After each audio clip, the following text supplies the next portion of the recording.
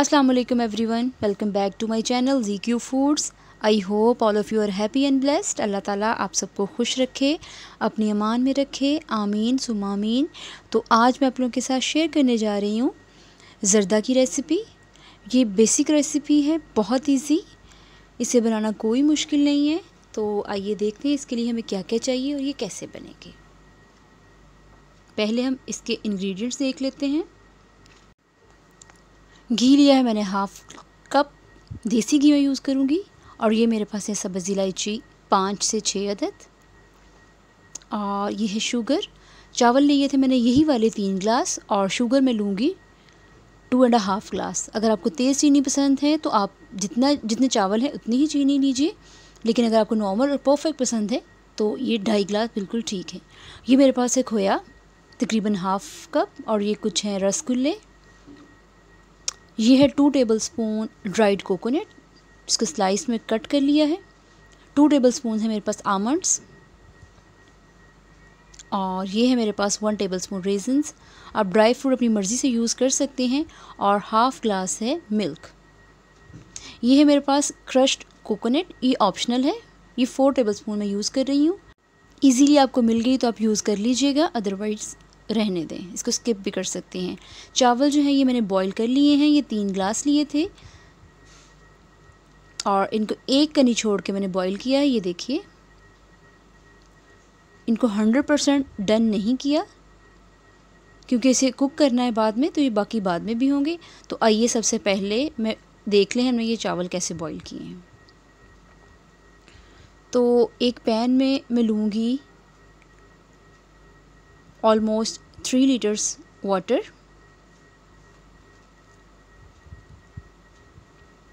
और इसमें मैं डालूँगी ये 5 से 6 लौंग है मेरे पास, और एक है ये बादियान का फूल, और 1 टेबलस्पून सॉल्ट। इससे बहुत अच्छा टेस्ट आता है ज़र्दा का, ये आप ज़रूर डालिएगा। लेमन हाफ़ डाल रही हूँ, बड़ा साइज़ का था। इससे चावल जो हैं वो आपके खिले खिले रेडी होंगे। और ये मेरे पास है 1/3 टीस्पून येलो फूड कलर। अगर आपको ज़्यादा डार्क कलर पसंद है ज़र्दा का तो आप ज़्यादा डाल सकते हैं, लेकिन मुझे बहुत ज़्यादा डार्क कलर नहीं पसंद, तो मैंने ये 1/3 टीस्पून यूज़ किया है। पानी में जब बॉयल आ जाएगा तो इसमें डालने हैं चावल। चावल जो है वो मैं बासमती यूज़ कर रही हूँ, ये वाले ग्लास हैं। आधे घंटे से इसको मैंने भिगोया हुआ था। तो यहाँ पर आप सेला चावल भी यूज़ कर सकते हैं। अगर सेला यूज़ करेंगे तो इसे ऑलमोस्ट 2 to 3 आवर्स के लिए आपने इसको भिगोना है।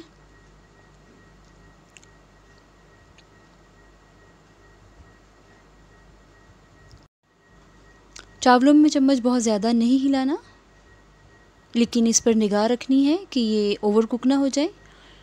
ऑलमोस्ट 90% ये भी बॉयल हो जाएंगे, तो इन्हें आपने ड्रेन कर लेना है।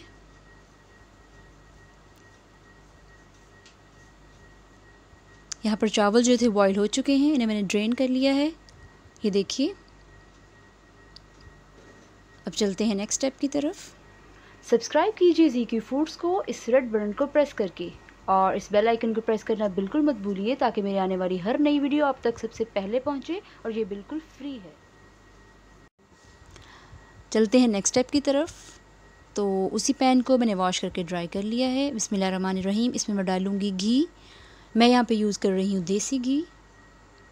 तो यहाँ पर मैं आपको एक टिप देती जाऊँ कि आप ऑयल में ज़र्दा राइस कभी ना रेडी कीजिएगा, उसमें इसका टेस्ट बिल्कुल अच्छा नहीं आता। जब घी अच्छे से गर्म हो जाएगा तो इसमें डालनी है इलायची 5 अदद। इसको 1 मिनट तक फ्राई करना है।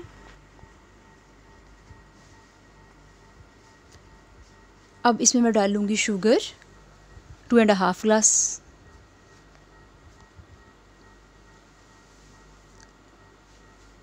तकरीबन हाफ़ कप मिल्क। ये इसलिए डाल रहा है कि शुगर जो है वो डिज़ोल्व हो जाए। आप पानी भी यूज़ कर सकते हैं, योगर्ट भी यूज़ कर सकते हैं।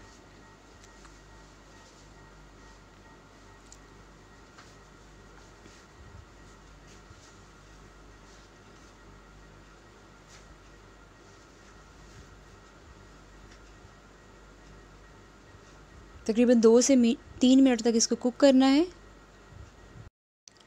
तो यहाँ पर शुगर जो है वो ऑलमोस्ट डिज़ोल्व हो चुकी है। अब मैं इसमें राइस जो है, बॉइल्ड राइस, वो इसमें ऐड करूँगी।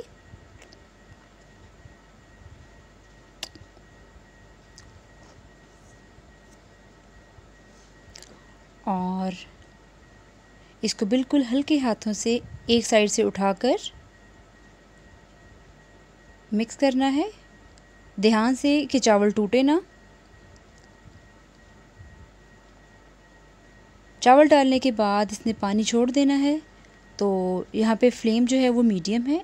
इस पानी को अच्छी तरह से खुश्क करना है। यहाँ पर जो पानी है वो काफ़ी हद तक रिड्यूस हो चुका है। अब मैं यहाँ पर इसमें डालूँगी क्रश्ड कोकोनट,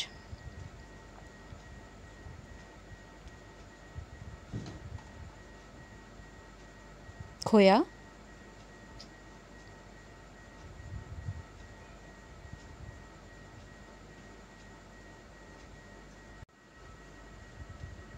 और ये नारियल है मेरे पास स्लाइस में कटा हुआ, ये मैं डालूँगी। इसके बाद ये बादाम, किशमिश, रसगुल्ले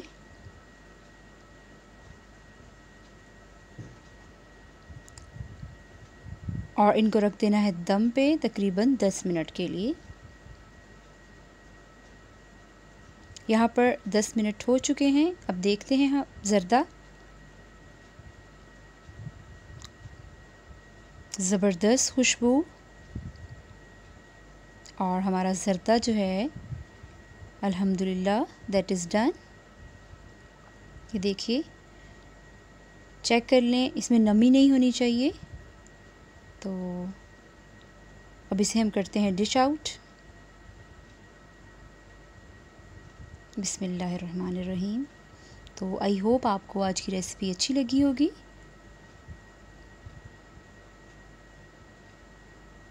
तो इसे ज़रूर ट्राई कीजिएगा। अपना और अपने प्यारों का बहुत ख्याल रखिएगा। मुझे अपनी दुआ में याद रखिएगा। इंशाल्लाह जल्द मिलूँगी एक नई रेसिपी के साथ। तब तक के लिए अल्लाह हाफ़िज़।